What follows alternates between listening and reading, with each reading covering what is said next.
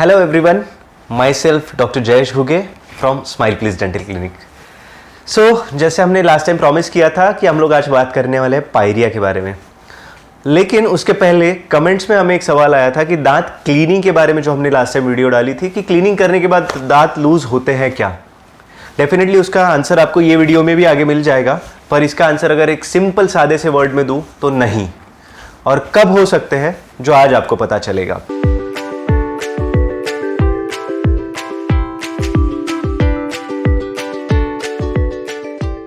तो जैसे हमने पिछली बार ये मॉडल पे मैंने दिखाया था आपको कि दांतों पे जो हार्ड डिपॉजिट्स जम रहे हैं, जो बैक्टीरियाज हार्ड शेल बना रहे हैं, अपनी एक परत बना रहे हैं, तो वो मसूड़े के आसपास बनाते हैं क्योंकि उनका खाना भी होता है कैल्शियम। तो मसूड़े के अंदर घुस के दांत को जो सपोर्टिंग हड्डी होती है उसको वो खाना चालू करते हैं। इस कंडीशन को बोलते हैं पायरिया। अभी इसमें अलग अलग ग्रेड्स होते हैं, मतलब कितना सीवियरिटी है उसका, उसके ऊपर उसके ग्रेड्स डिटरमाइन किए जाते हैं। शुरुआती दौर में क्या होता है कि जस्ट मसूड़े आपके सूज जाते हैं जिसमें कभी दर्द नहीं होता है। इसमें ये सबसे बड़ी दुविधा है ये प्रॉब्लम की, क्योंकि अपने यहाँ पे जब तक दर्द नहीं होता या फिर जब तक कोई तकलीफ नहीं होती तब तक इंसान को कोई बीमारी होती ही नहीं है। इसके लिए ये चीज़ लोगों को तब पता चलती है या तो दांत के बाजू का हड्डी पूरा गल गया और दांत हिलने लग जाते हैं एकदम से, या फिर अचानक से कहीं से बहुत ज़्यादा सूजन आ जाती है, या फिर सेप्टिक बन रहा है, बार बार फोड़ा बन रहा है और मुंह में ड्रेन होते रहता है। मतलब आपको सुनने में ये बहुत अजीब लग रहा होगा, but it is one of the most common problem of India और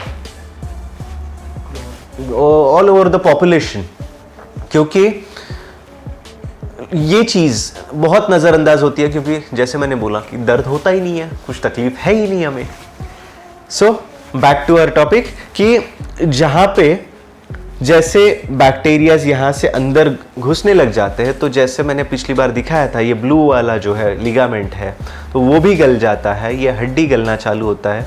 और मसूड़ा तो होता है सॉफ्ट टिश्यू, एक चमड़ी जैसा एक टिश्यू है बॉडी का जो हड्डी के ऊपर रेस्ट करते रहता है। तो जैसा जैसा हड्डी नीचे जाएगा वैसे वैसे तो मसूड़ा जो है वो होता है सॉफ्ट टिश्यू, अपनी स्किन की तरह, स्किन से भी ज़्यादा नाजुक होती है वो मसूड़े।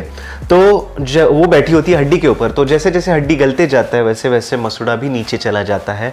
धीरे धीरे एक कंडीशन ऐसे आ जाती है कि दांत का पूरा सपोर्ट चला गया है, तो दांत टिकेगा कहाँ पे, और सीधा दांत हिलने लग जाते हैं। बहुत बार ऐसे होता है कि पेशेंट हमारे पास आते हैं कि मेरे दांत अचानक से हिलने लग गए या फिर अचानक से अपने आप गिर गए।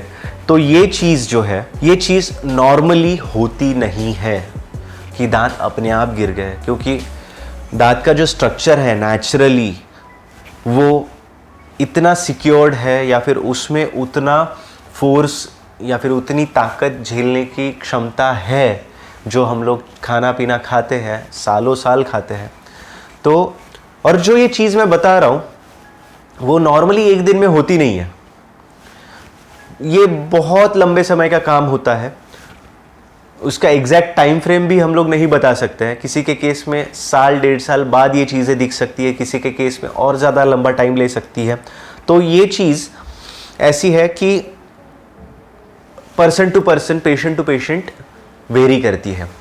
तो ये जो हड्डी गलने का प्रोसीजर है इसको बोला जाता है पायरिया। मतलब पायरिया में बेसिकली दांत अपना सपोर्ट सिस्टम जो है वो खो देता है, उसकी वजह से दांत हिलने लग जाते हैं।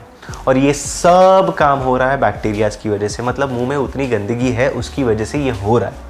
इसके लिए तो सबसे पहली बात जो मैंने स्टार्टिंग में ही बोली थी कि दांत साफ करने के बाद हिलते हैं।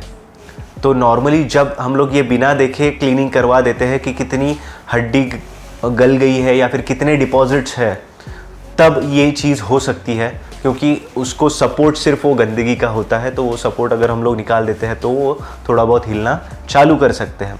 थोड़ा बहुत या बहुत ज़्यादा वो डिपेंड करता है कि आपकी हड्डी कितनी नीचे जा चुकी है।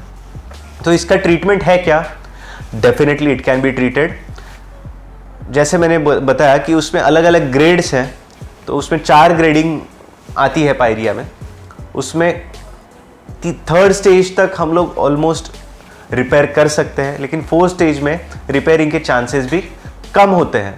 मैं ऐसा नहीं बोलूँगा कि ज़रा भी नहीं होते हैं, कम होते हैं। वो एज, आपको बाकी कोई सिस्टमिक बीमारी है क्या, उसके ऊपर भी डिपेंड करता है कि वहाँ पे ट्रीटमेंट कैसे असर देगी। तो अभी ट्रीटमेंट क्या है?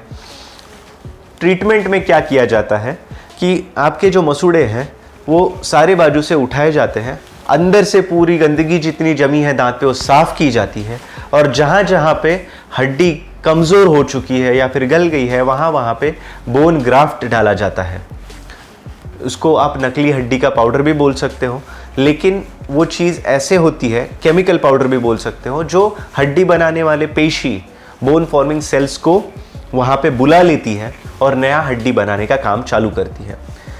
ये प्रोसेस एक दिन में ही ख़त्म किया जा सकता है पूरे मुंह का, लेकिन इसका रिजल्ट आने के लिए टाइम लगता है, क्योंकि नया हड्डी बनना बॉडी का वो नेचुरल प्रोसीजर है। हड्डी बनना, उसमें स्ट्रेंथ आना, उसमें लगभग 9 से 10 महीने का टाइम फ्रेम जाता है। तो इतने टाइम में आपके खाने पीने के रेस्ट्रिक्शंस रहेंगे क्या? तो नहीं, ज़रा भी नहीं। उल्टा ये सर्जरी करने के बाद में इसको, हाँ एक चीज़ मैं पहले बता दूं कि ये सर्जरी को बोलते हैं flap surgery with bone graft. तो ये फ्लैप सर्जरी करने के बाद में हम लोग पेशेंट को नॉर्मली खाने पीने के भी ज़्यादा कुछ रेस्ट्रिक्शंस बताते नहीं हैं।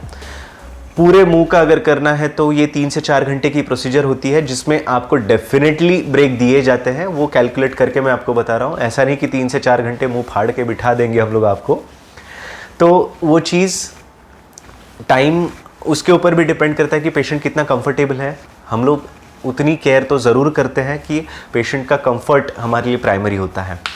तो ये सर्जरी होने के बाद में मुंह में टांके रहते हैं, उसको एक 10 से 15 दिन में निकाला जाता है, और उसके बाद आपको फॉलोअप रखना पड़ता है हर 1-1 महीने में डेंटिस्ट के पास जाके। अगर कहीं पे डिपॉजिट्स जम रहे हैं तो उसका क्लीनिंग करवा के लेना पड़ता है।